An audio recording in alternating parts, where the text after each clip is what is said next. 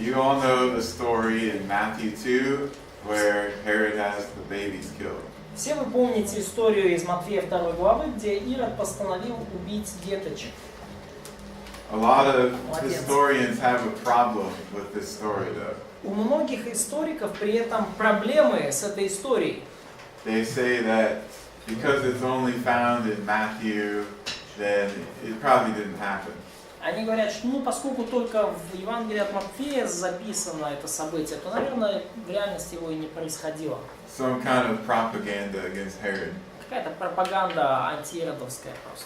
And this is generally the attitude that scholars and skeptics of the Bible have against the Gospels. И это, в общем, такое распространенное отношение, которое имеют скептики, критики Библии по отношению к Евангелию.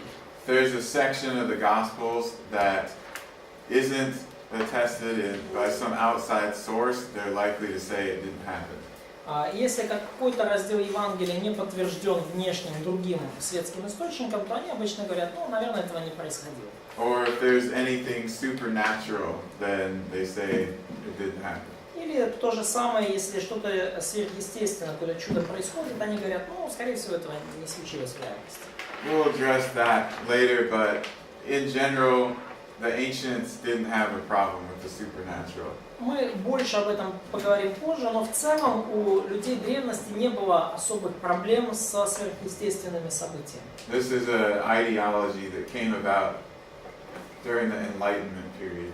Вот такое негативное отношение к сверхъестественному, такая идеология появилась уже во время просвещения. When people wanted to explain everything without God. Когда люди захотели все объяснить без Бога, то есть чтобы можно было все объяснить, не обращаясь при этом к Богу. Well, let's look a little bit at this massacre of the innocents, as it's sometimes called. Но давайте немножко поговорим про вот это избиение младенцев, как его еще иногда называют. So this happened soon after Jesus was born. Это случилось вскоре после рождения Иисуса. And it happened in Bethlehem. Это случилось в Вифлееме.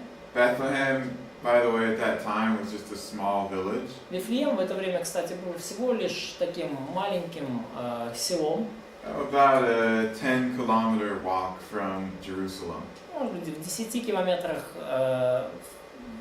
ходьбой, 10 километрах от Иерусалима, пешком. Maybe even less. It's not very far away. Может даже меньше, не так далеко, как Ирпень. Not a lot of people lived there. Там немного людей жили. So it wasn't as if it would have been hundreds or thousands of children. Это не то, что там было сотни, тысячи детей. These are just the peasants also. В основном там жили крестьяне. But what we know about Herod, it fits perfectly. Но вот связывая это событие со всем тем, что мы знаем про Ирода, оно прекрасно всему соответствует. Remember that Herod died not long after Jesus was born. Помните, что Ирод умер уже вскоре после того, как родился Иисус. Probably about 3 years or so. Где-то через 3 года после его рождения. And at the end of his life, he became even more violent and paranoid than he had been before. И к концу жизни он стал еще более жестоким и параноидально настроенным, безумным, чем он был раньше. Part of it was just his personality. Частично это объясняется просто особенностями его личности. Part of it had to do with chronic health problems that made it even worse. Частично это случилось из-за хронических проблем со здоровьем, которые к старости стали еще более серьезными. But right around this time, we know from Josephus that he actually had 3 of his sons executed. Но вот прямо вот где-то в это время, в этот период, мы это знаем из Иосифа Флавия, он казнил 3 своих сыновей. Вот где-то вот в этот самый период. How old was he at that time? So was it how old was Herod? Yeah, how old was Herod? Maybe 60 or something. Может быть, 60 ему было, плюс-минус. I don't think we know exactly when he was born. Я не уверен, что мы точно знаем, когда он родился. But why? You might ask, why would he do this? Why would he kill his sons? Но вы можете спросить, а зачем он это делал? Зачем он своих сыновей убивал? He he kept thinking that everybody was going to try to kill him and take his throne. У него постоянно вот эти мысли его одолевали, что кто-то его убьет и захватит престол. He was very paranoid about keeping his power. У него прямо паранойя была на тему удержания власти. And we see this throughout his reign, all the people that he assassinated. И мы видим это на протяжении всего его правления, сколько людей он порешил, сколько его казнил. But if at this time he's willing to kill 3 of his own sons, he's certainly willing to kill some babies from Bethlehem. Но в этот период времени, понимаете, если он готов был 3 своих сыновей убить, конечно, его рука не дрогнула бы там несколько десятков детей из Вифлеема перерезать. The usual critique of this story is that it's not found in Josephus. Обычно эта история подвергается критике из-за того, что она не описана у Иосифа Флавия. Josephus is the most extensive source for Herod's life. Иосиф Флавий его книга является наиболее таким детальным историческим источником о жизни Ирода. But he actually doesn't record everything from Herod's life. Но он вообще-то не описывает все, что происходило в жизни Ирода. He doesn't record some things that are actually found in the writings of other historians at that time. И он не записывает многие детали, которые мы читаем в произведениях других историков того времени. So we can't expect him to include every event, especially one that's not politically significant. И мы не можем ожидать, что Иосиф Флавий включал в свое повествование все детали жизни Ирода, особенно те, которые не были значимы с политической точки зрения. Have any of you heard of Philo? Philo of Alexandria. Слышали ли вы о Филоне Александрийском? He was a well-known teacher. He was a Jew living in Alexandria at this time. Он был известный учитель, он был еврей, живший в Александрии в то время. Anyhow, he recorded some things about Herod that Josephus left out. И он, вот этот вот Филон Александрийский, записал многие детали про Ирода, о которых не упоминал даже Иосиф Флавий. So the point is, Josephus doesn't have every event that happens in Herod's life. Идея в том, что у Иосифа Флавия не описаны все события из жизни Ирода. We do, though, have some other texts that mention this event. Но, тем не менее, у нас есть такие другие тексты, описывающие это событие. For example, there's this Jewish apocryphal text called the Assumption of Moses. Например, есть вот этот еврейский апокрифический текст, называющийся «Успение Моисея». And it alludes to Herod killing some babies. И там вот есть указание о том, как Ирод убивает младенцев. Это аллюзии. We have a Gnostic gospel, infancy gospel of James. У нас есть гностическое Евангелие, протоевангелие Иакова. And then we have a pagan Roman source. Ну, понятно, апокрифическое. И также у нас есть языческие источники. Now the source is late, 400 AD. Источник, конечно, поздний, это 400 год после Рождества Христова. But it's referring back to earlier events. Но он указывает на более ранние события. And a Roman perspective on it. И говорит о римской точке зрения на это событие. So we have some indication that this was known and it's completely consistent with Herod's character. И есть у нас таким образом некоторые признаки того, что это было известное событие, и оно совершенно сходится с тем, что мы знаем о характере Ирода.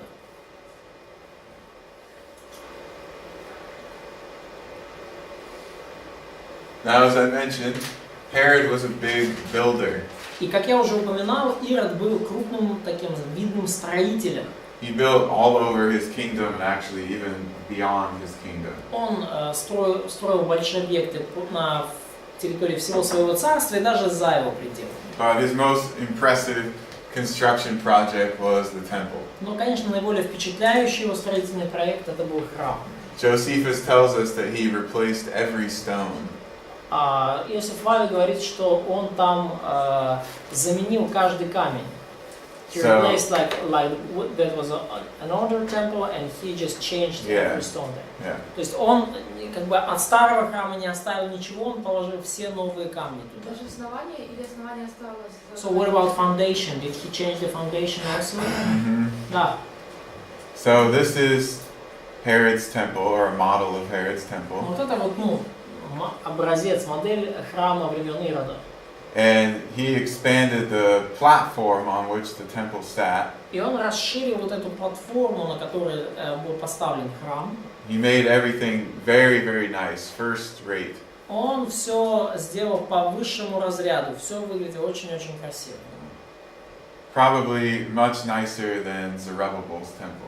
Наверное, и, скорее всего, его храм был куда приятнее на вид, чем храм Зарававеля.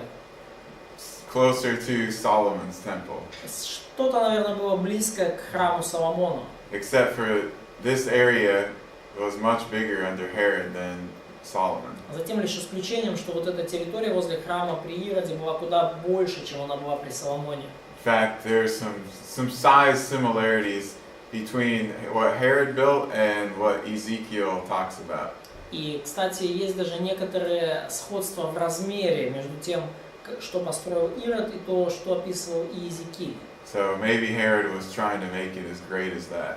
Может быть, Ирод пытался воспроизвести вот такой же величественный храм, как описано в Иезекииле. Now what we have left today is the platform. Но что осталось до наших дней, это вот основание, платформа. All this stuff was destroyed and pushed off of the Temple Mount. Все, что было наверху, сам храм, конструкция на платформе, было уничтожено и сброшено с храмовой горы. But there are a lot of remnants of buildings and fortresses and palaces from Herod's time. Но есть много других руин, всяких дворцов, крепостей и прочих построек времен Ирода. This is the western wall, part of it. Вот это вот восточная стена, часть ее. And this is the retaining wall of the Temple platform, Temple Mount platform. И вот это поддерживающая стена вот этой платформы, на которой стоял храм. А можно на том изображении показать стену плача? Could you show the weeping wall on that picture? Where is that? It's over here. Вот здесь, вот, там. И с внешней стороны она получается? From the outside. Yeah, from the outside. А там же ближче до нас це вже сторона Мусульман, да? мусульман вже, да? So the side that is closer to us, now it's a Muslim part. Yeah? This is all Muslim. Вся эта территория это мусульманская.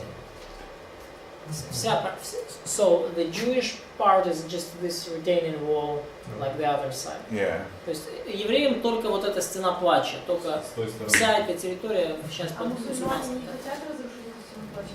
So what about Muslims? Do they want to destroy that weeping wall? Це ж No, it's just a retaining wall that holds up the platform. Ну, это просто как поддерживающая стена снизу, которая удерживает вот эту платформу сверху. То есть вот это не Сама стена это не стоят, стена храма. а сверху это гора получается. и платформа So вверх. they are staying like below and above there's like a mountain, and on that mountain there was a temple. Да.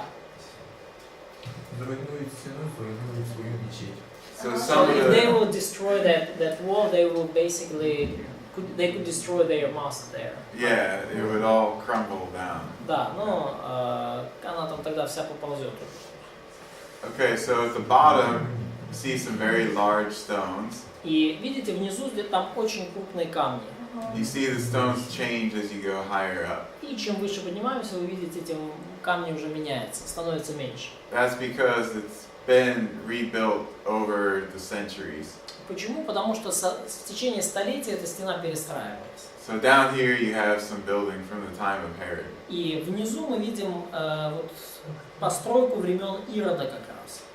And if you go underground И если вы еще под землю спуститесь, and closer to the middle of the Temple Mount, ближе вот к середине храмовой горы, you can see some stones from the time of the Israelite kingdom. то вы там можете увидеть некоторые камни еще со времен Израильского царства.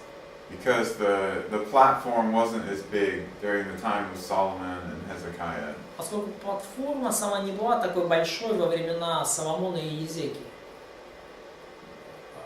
А что значит спуститься вниз? So what does it mean to go underground? There There are some tunnels under там there. туннели есть подземные. All right, this is the south side of the Temple Mount, Это вот южная сторона Храмовой горы. and there's a big stoa and a big roofed building that was there. И там, like big roof building, то есть там была вот такое большое строение наверху, как бы как крыша вот этой горы выглядела. And basically all that's left of it are some of the capitals from the columns. И что осталось от этого большого строения? So that was, это вот эти вот колонны, капители. There. Ага, Игорь. То есть вот на вот этой стороне было такое большое строение, очень пышное, и от него остались, правда, до сегодня только капители, колонны. А кто такие хасмонеи? So, who are these Hasmoneans? The Hasmoneans. They're the ruling dynasty before Herod. Это была правящая династия до Ирода. The Maccabean revolt put the Hasmoneans in power. Восстание Маковеев привело к власти как раз-таки хасмонеев. But they weren't good people. Но они были нехорошие люди. They actually usurped the priesthood and the kingship. They were not from the tribe of Levi or Judah. То есть они на самом деле узурпировали священство и левитское священство. Они не были сами с колена Иуды или с колена левитов, но они заняли эти позиции. Do you know who the Essenes were? Essenes? The Essenes who they lived at Qumran and they collected a lot of the Dead Sea Scrolls. Вы знаете, кто вот были эти люди, ассийцы, получается, которые жили в Кумране и собрали много свитков Мертвого моря? Это типа монахи? Yeah. Like a cult or They monks? were in a cult, but yeah, they were a sect of Judaism. Essenes, Pharisees, Sadducees.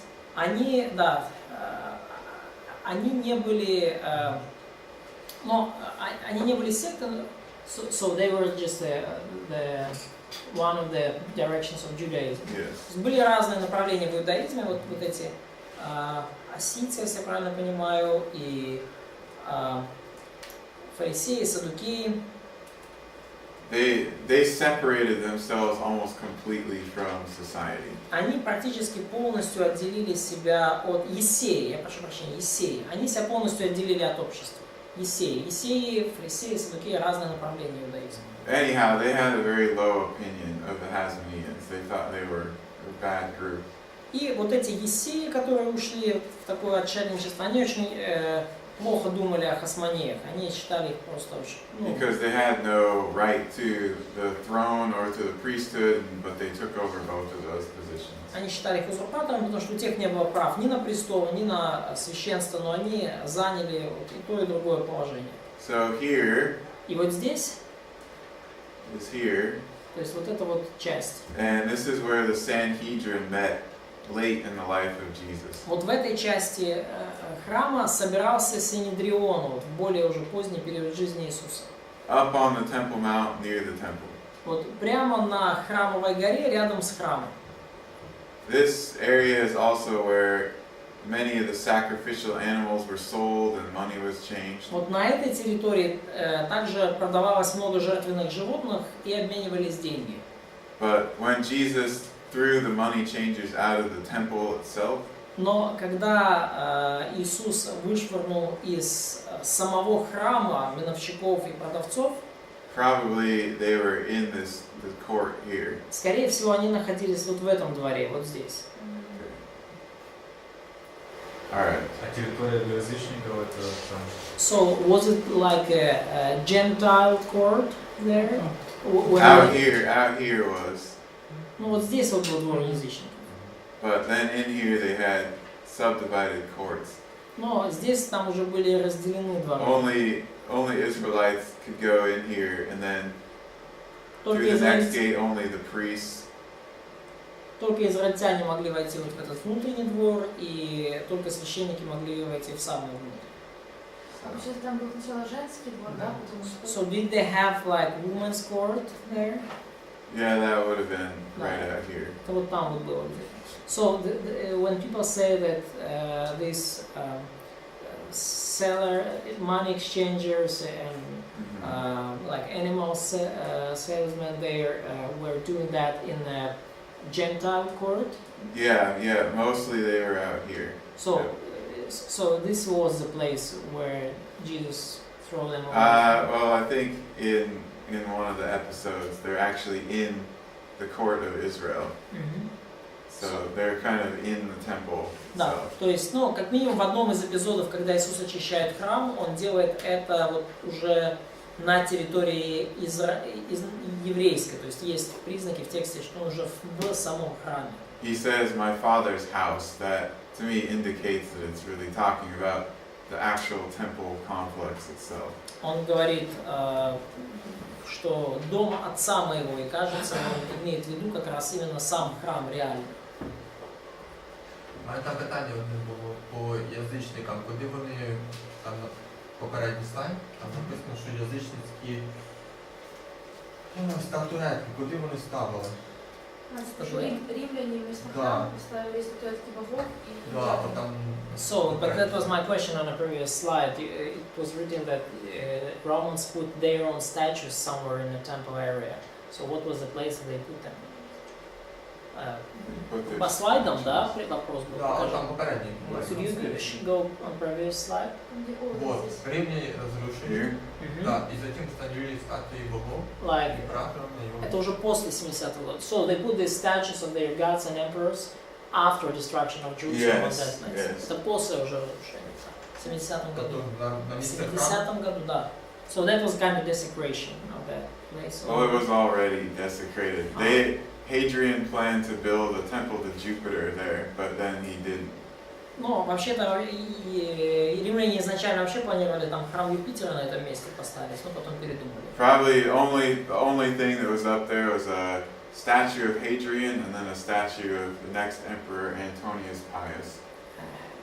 Hadrian, like emperor. Yeah. Да. Ну, скорее всего, единственное, что оставалось на месте храма, это статуя императора Адриана и, может быть, еще статуя следующего императора, который был после него. And that was 60 years after the temple was destroyed. И это уже было поставлено через 60 лет после уничтожения. Знаете, преподаватель, может, хотя бы пару слов, почему евреи сейчас запискивают эту стену плача? So do you know maybe like some reasons why Jews now they put their like prayers to that weeping wall, these papers with their needs? So for a long time that was the closest that they were allowed to get to where the temple was. В течение долгого времени это было самое близкое, вот куда их могли подпустить к территории бывшего храма. So they would pray there. И они молились там. They were supposed to stay off of the Temple Mount because they didn't want to accidentally walk where the Holy of Holies had been. Они вообще хотели находиться, ну, не хотели заходить на храмовую гору, потому что боялись случайно зайти туда, где было святое святых. But in the last couple of years, more and more groups of Jews have been going up on the Temple Mount. They were going Yeah. up, да. Но в последние вот несколько лет все больше и больше групп евреев тем или иным способом забираются на храмовую гору. Herod dies in 4 BC. Итак, Ирод умер в 4 веке до нашей эры, BC. We know that this happens in March. И мы знаем, что это случилось в марте. Josephus records his death. Иосиф Флавий описывает его смерть. And so we know that Jesus was born sometime before this. И мы знаем, что Иисус родился где-то до этого. In fact, it's got to be a little bit of time because the Magi then show up and talk to Herod. И где-то вскоре после рождения Иисуса мы видим, что пришли волхвы к Ироду и говорили с ним. So a little bit of time between his birth and coming of Magi to Herod. Yeah, and then Herod's death. Да, и потом, вскоре после прихода волхвов, наступила смерть Ирода. То есть эти быстро события шли. Now Luke gives us another perspective. И Лука показывает нам ситуацию еще с другой точки зрения. He talks about the birth of Jesus in relation to the Roman leaders. Он говорит о рождении Иисуса в связи с временем правления римских правителей. So first he says that Caesar Augustus issued an empire-wide census. Во-первых, он говорит, что кесарь Август выпустил повеление о переписи по всей империи. And then he specifies this Roman governor or official named Quirinius. И далее Лука конкретно указывает имя вот этого римского правителя Квириния. Somebody read Luke 2:1 and 2, please. Пожалуйста, прочитайте кто-то Луки 2:1-2. В те дни вышло от кесаря Августа повеление сделать перепись по всей земле. Эта перепись была первая в правлении Квириния Сирии. Alright. So it says that Quirinius is a ruler in Syria. И здесь сказано, что Квириний является правителем Сирии. And then there's this empire-wide census. И вот это перепись по всей империи. From the records of Augustus, we have some empire-wide censuses mentioned. И в записях кесаря Августа упоминаются некоторые переписи, происходившие по всей империи. This is the only one close to the death of Herod. И вот это единственная перепись, которая близко по времени к дате смерти Ирода. So it would seem that Luke is talking about that census. И кажется, что евангелист Лука говорит именно об этой переписи. And we know some other things about these Roman censuses. И мы знаем кое-что еще об этих римских переписях. Some people have argued that since Judea was a client kingdom, it shouldn't have been included. Некоторые люди спорят и говорят, что поскольку Иудея была типа вассальным царством, там не должно было проводиться переписи. But we do have examples of client kingdoms being included in censuses. Но мы видим примеры того, как вассальные царства, княжества, они включались в перепись по всей империи. So that part is fine. Поэтому здесь все в порядке. We also know about this procedure to go to your ancestral home. И также мы знаем про вот эту процедуру переписи, которая подразумевала, что вы идете в дом ваших предков. Joseph was from the family line of David. Иосиф был из рода Давидова, он принадлежал к этой линии, к этой семье. And their home was in Bethlehem. И их дом был в Вифлееме. Even though he had been living in Nazareth, Даже несмотря на то, что жил он в Назарете. he had to go down there to register for the census. Ему нужно было пойти туда и зарегистрироваться на перепись. It's sort of like going home to vote. Это все равно, как люди приезжают домой по месту прописки, чтобы проголосовать. Или в военкомат. Цікаво, що в великому вони робили такі, заглавними буквами, щоб позначали документи. So that's interesting that they already did the capital letters there, like to mark a heading of the Цього document. десь так зустрічається по документах, що Do we have that form of like headings in ancient documents? Like Form of what? above they have capital letters, and it seems to be the heading of the document. Oh, the heading? Heading, yeah. They're all capital letters. Those are just bigger. Ну, тут все написано вообще-то заглавными буквами, эти просто крупнее шрифт. They didn't have lowercase. У них не было типа мелкого шрифта, ну как бы у них не было заглавных и прописанных, у них были только It's все like заглавные. Greek in the first century. Похоже на греческий в первом веке. They didn't start writing the capital and the smaller letters until centuries later. Они начали писать вот уже заглавными и прописными столетия спустя. So they just made the heading bigger. Поэтому просто они заголовок сделали крупнее. що ми так не бачили заголовків до цього. We did not see headings of the documents before, like that form. Yeah, that was a official imperial inscription. Ну, это была официальная императорская надпись. So it seems that there's this census called an 8 BC. Итак, вот есть эта перепись 8 века, and then Quirinius is the one who's managing it in Judea. и Квириний именно тот, кто осуществляет эту перепись в Иудее. Luke mentions him in Syria. Лука говорит о нем как о правящем в Сирии. At that time, Syria was an actual province of the Roman Empire. В то время Сирия была уже реальной провинцией Римской империи. And Judea, as this client kingdom, it was just attached in an administrative way to Syria province. И Иудея, будучи вассальным княжеством, она как бы была, мы говорим, аффилирована или связана с сирийской провинцией вот в вопросах взаимодействия с Римом. Понятно мысль?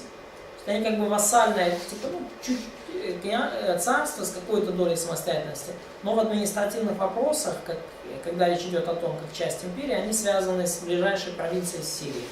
Так они связаны с Римом. We know that there was the main governor there. His name was Saturninus. Мы знаем, что там был главный правитель, губернатор, его имя Сатурнин. But what about Quirinius? What was his position? Но что по поводу Квириния, какова была его должность? Josephus actually mentions that at this time there was more than one governor or legate in Syria. И Иосиф Флавий упоминает, что в то время Сирией правило более одного губернатора, то есть их было несколько. And we know a bit about the life of Quirinius. И мы кое-что знаем о жизни Квириния. We know that he was a very high-ranking Roman general. Мы знаем, что Квириний был очень высокопоставленным римским генералом. And around that time he was actually commanding multiple legions. И примерно в то время он командовал очень многочисленными легионами. So he's the head of the military basically in that area. То есть в этой области, по сути, он является военным руководителем, главой, руководителем по военным вопросам. And from Roman documents about censuses, we know that the military leader was the one who oversaw the census. И в документах, связанных с римскими переписями, мы видим, что именно ключевой силовик, ключевой военный руководитель отвечал за осуществление переписи. So that's why Luke mentions Quirinius, a governor in Syria, as the one administering the census. Именно поэтому Лука упоминает Квириния как того губернатора Сирии, который осуществлял перепись. So then we have 8 BC as the time that the census is commanded. Итак, мы видим 8-й год до нашей эры, время, когда была назначена перепись. And we have 4 BC as the time that Herod dies. И мы видим 4 век, это время смерти Ирода. Простите, 4-й год до нашей эры, это год смерти Ирода. So we have the birth of Jesus somewhere in here. То есть Иисус родился где-то вот в этом промежутке. It probably took some time for the census to travel all the way to the east and then for Joseph to start going down to Bethlehem. Скорее всего, прошло какое-то время, пока перепись добралась и до восточной части империи, пока Иосиф добрался до места переписи, до Вифлеема. And the episode with the Magi, this happens a little while after Jesus is born. И эпизод с волхвами, он случился где-то уже через какое-то время после рождения Иисуса. So I would put his birth somewhere in here. И поэтому я бы где-то вот время его рождения указал вот в этом промежутке, 8-7 год. Now we have a traditional date for the birth of Jesus. И у нас есть традиционная дата для времени рождения Иисуса. It is December 25th. Это 25 декабря. Okay? It's still December 25th here. It's 2 calendars. То есть, на самом деле даже здесь это 25 декабря, просто 2 календаря. Okay. The church is going off the old calendar here. Просто церковь отсчитывает православная по старому календарю. Right. Now this tradition actually goes back very, very far into the early church. И эта традиция праздновать Рождество 25 декабря, она очень своими корнями уходит еще в годы ранней церкви. Originally, they marked the date March 25th as the conception of Jesus, the Annunciation. Обычно они 25 марта считали днем зачатия Иисуса. Ну, то есть, когда Марии была провозглашена прекрасная новость ангелом. And then his birth 9 months later. Благовещение. Ну и рождение, соответственно, 9 месяцев спустя.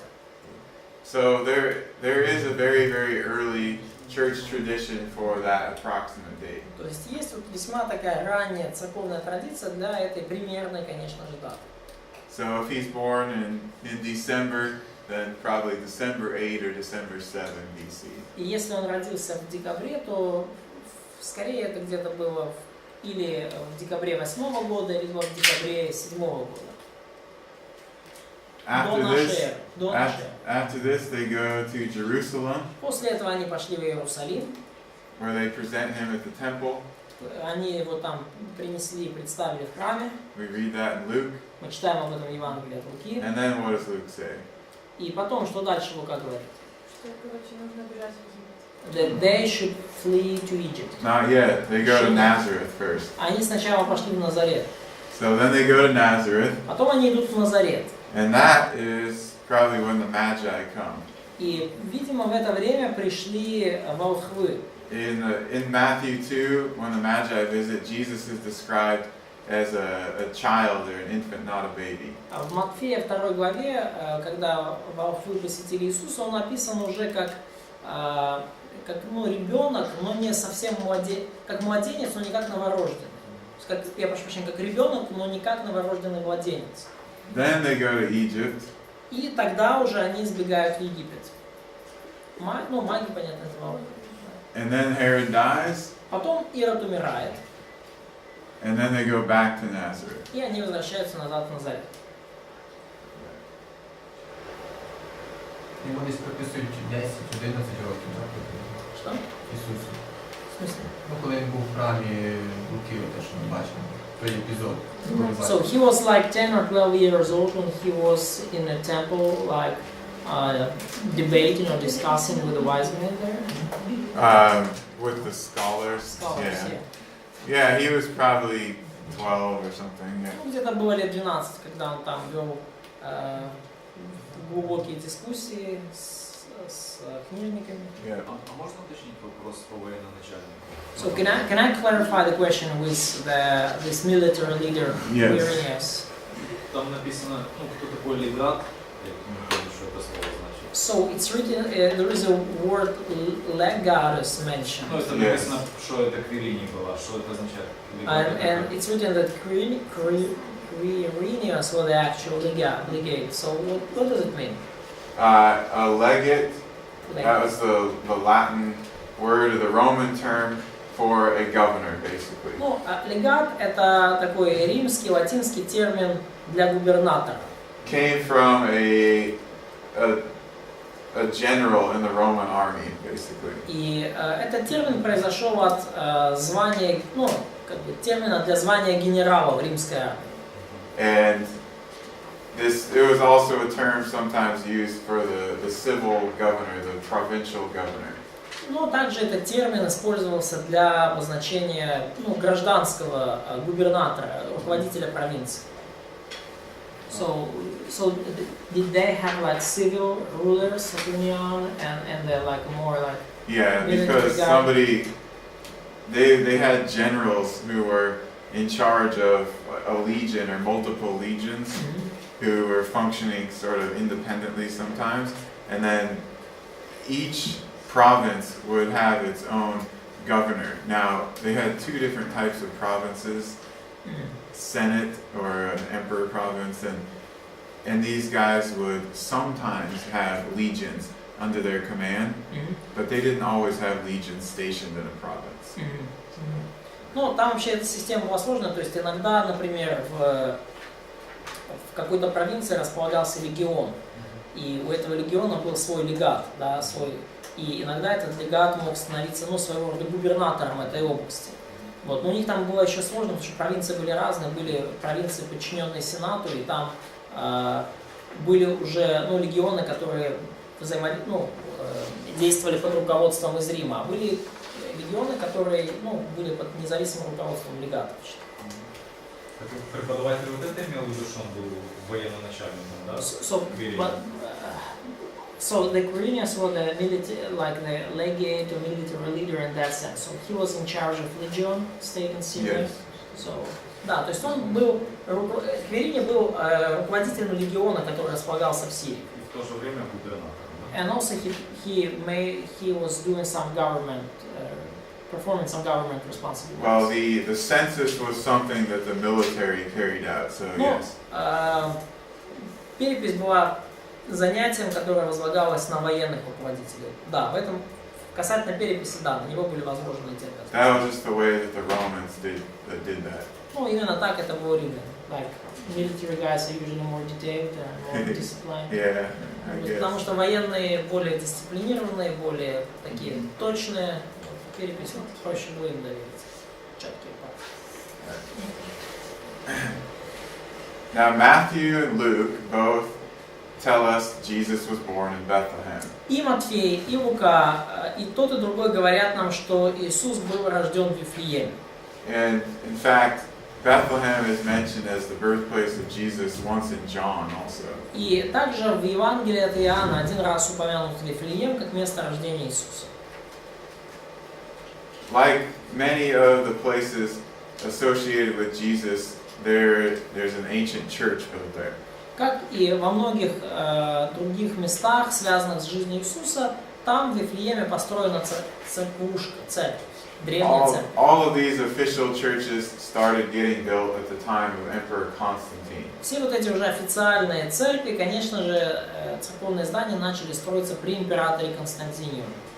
That's your name, right? Это твое имя, да? Yes. So the first, well, maybe the second Christian emperor of Rome, but Может быть, первый, ну, может быть, второй император Рима, который был христианином. the one that legalized Christianity. Но Константин был именно тем, кто легализовал христианство, узаконил его. And because it was now legalized, they were able to build actual church buildings. И поскольку христианство уже было легализовано, у них появилась возможность наконец-то строить вот уже церковные здания. Почему он легализовал христианство, если Римская империя большая, языческая, и люди могли против него восстать? Не было ли это опасно? So it's more like church history question, but why did Constantine legalize Christianity? Because that was like Gentile empire, and he had a lot of Gentiles in that area. Did he have risk of rebellion by doing that? Gentiles? You mean pagans? Pagans, yeah. Okay. There are many ideas about why Constantine did this, but Есть много точек зрения, почему Константин это сделал. Но according to his account, согласно его повествованию, he became a Christian, and so he legalized it. он стал сам христианином и потом, пользуясь служебным положением, легализовал христианство. He didn't make it the state religion, though. Он не сделал христианство при этом государственной религией. And however, some people said that it was really advantageous for him politically and economically. Но при этом многие люди, историки, говорят, что для него этот шаг был большим прорывом, большим преимуществом в политическом и экономическом смысле. Because Christianity had grown so much in the empire by that time. Поскольку к тому моменту христианство уже очень сильно разрослось в империи. So some people think he was sincere about it, others think that maybe he had some ulterior motives. Поэтому некоторые люди говорят, что он это сделал просто из искреннего побуждения сердца, другие говорят, что у него были еще какие-то скрытые мотивы. I think he was sincere about it. I just think that he didn't understand theology really well. Ну, моя точка зрения, что он это сделал из искренних побуждений, но проблема была лишь в том, что он не очень хорошо разбирался в богословии. He actually got involved in early church councils. Он даже участвовал в ранних соборах в церкви. He ended up endorsing the view of Athanasius, И в конце концов он принял точку зрения Афанасия, who fought against the Arian heresy. который, как вы, может, знаете из церковной истории, он сражался против арианской ереси. And then it seems that besides building all these churches, И кажется, что помимо строения всех этих церквей, Constantine also paid for a lot of Bibles to be made. Константин также проплатил производство, изготовление множества Библий. So one of the first churches that was built was the Church of the Nativity in Bethlehem. Поэтому одна из первых церквей, которые были построены, это вот такая церковь Рождества в Вифлееме. Constantine actually sent his mother to go there and oversee the building of a lot of these churches. Константин, кстати, даже вот посылал свою маму вот на все эти строительные проекты, чтобы она их как бы курировала. So Helena would go there, and then she would talk to the local Christians. И Елена, Елена, мать Константина, она отправлялась туда, разговаривала с местными христианами. And she would figure out where they remembered these events as happening. И она как-то пыталась определить, вот где там по воспоминаниям там древних вот все эти события происходили, в каком точном месте. And then they would build a church there to commemorate that event and also to protect the place. И они там на том месте возводили церковь, чтобы, во-первых, как-то увековечить это событие, чтобы его запомнили, а с другой стороны, чтобы защитить это место само по себе. Да, можно да? Я можу розібратися, читав 327 і 339, а далі в 6 віці, що то, як зв'язати? So, like the Basilica of Nativity built at this time by Helen and then other emperor, Yeah, Justinian. 6 AD. Yep. So, like, you mean it was built in this age and then it was expanded and reconstructed. Yeah. Построена она была в этом, а в VI веке просто император Юстиниан сделал там добавки, перестройки, реконструкцию немножко. Там тут вопрос перевода. А вопрос пещера, это что за пещера? So when you use word cave, what is a cave actually? What's a cave? Like, в смысле, в чем? Там написано, что церковь была построена в пещере. So you say that the church was built near the cave or in the cave? It was actually built above it. Церковь была построена над пещерой. А что это за пещера? So what was a cave? Was it the place where Baron was staying? Or? Yeah, I'll explain it. Давайте я объясню. Alright, so the church is still standing today in some form. Церковь в определенном виде стоит до наших дней. This is part of the original floor. Это была вот часть изначального пола этой церкви. You have to look under here to see it. И вот вы можете сюда посмотреть, вот тут это как бы такая раскоп. These are probably some of the original columns. И это, скорее всего, некоторые изначальные колонны. And more or less the church has been in continuous use since the 4th century. И более-менее с IV века эта церковь постоянно используется по назначению. It was damaged at different times, but they've always fixed it. Ее повреждали несколько раз сильно, но ее каждый раз после этого ремонтировали. Right. So now, why did they build it there? Но вопрос, почему они там ее построили? Okay, first of all, it's right where ancient Bethlehem was located. Ну, во-первых, эта церковь построена именно там, где находился древний Вифлеем. So we know it's the right town. То есть мы знаем, что это правильный город, нужное место. And then we have some early Christian sources that give us more geographic details about where Jesus was born. И также у нас есть несколько ранних христианских источников, дающих более точную географическую информацию на тему того, где родился. And they tell us that it was in the cave near the center of the village. И они говорили, что это вот возле пещеры в центре деревни. Not in the center, but outside the center. То есть не в самом центре деревни, но вот где-то за центром, в стороне от центра. Alright, why was it a cave? Почему это, оказывается, была пещера? Now, in the 1st century, they would often build their houses above or next to a cave. В древнем мире они часто строили свои дома рядом с пещерой или на пещере. Sometimes they even used the cave and then built their house integrating that. И порой они даже использовали пещеру при строительстве и как-то встраивали в нее свой дом. So then we read in Luke's narrative И то, что мы читаем в повествовании Луки, that they got to Bethlehem and there was no room for them in the guest room. что вот пришли они, вот Иосиф и Мария в Вифлеем, и не было для них места в гостинице, да? Okay, it's not an inn, it's not a hotel. I'm sorry, like in the guest room. Ага. Okay, this is a translation issue. То есть буквально не было им места в гостевой комнате, то есть не в гостинице. Somebody grab a Greek New Testament. Пожалуйста, достаньте кто-то, да, греческий Новый Завет. We'll look at this and then we'll go to lunch. Мы посмотрим это и пойдем на обед. Here. Олег. You have it. Okay.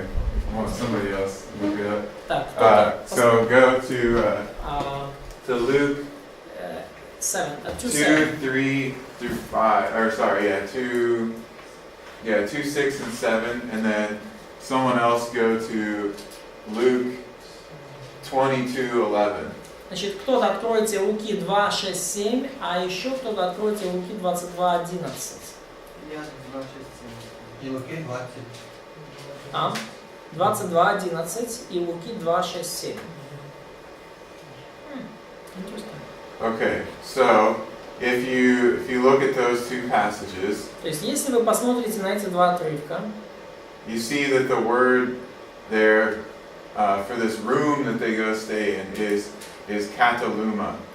например, если вы откроете Луки 22, 11, то вот комната, да, или горница, где они остановились, это вот слово греческое каталума.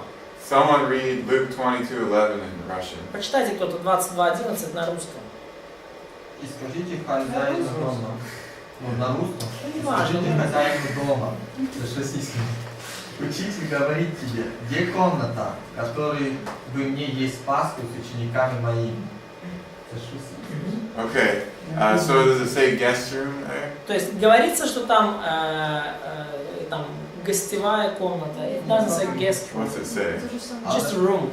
Oh, okay. Well, it's a room, but it specifically is a guest room, an extra room kind of. Ну, это как бы комната, да, но это гостевая комната или гостиная, как мы говорим, да? Написано, да я мне поесть Пасху, да. Где, в которой бы мне есть Пасху, тобто це якась комната, в которой я могу. Гостиная, да, где много собираются людей и едят.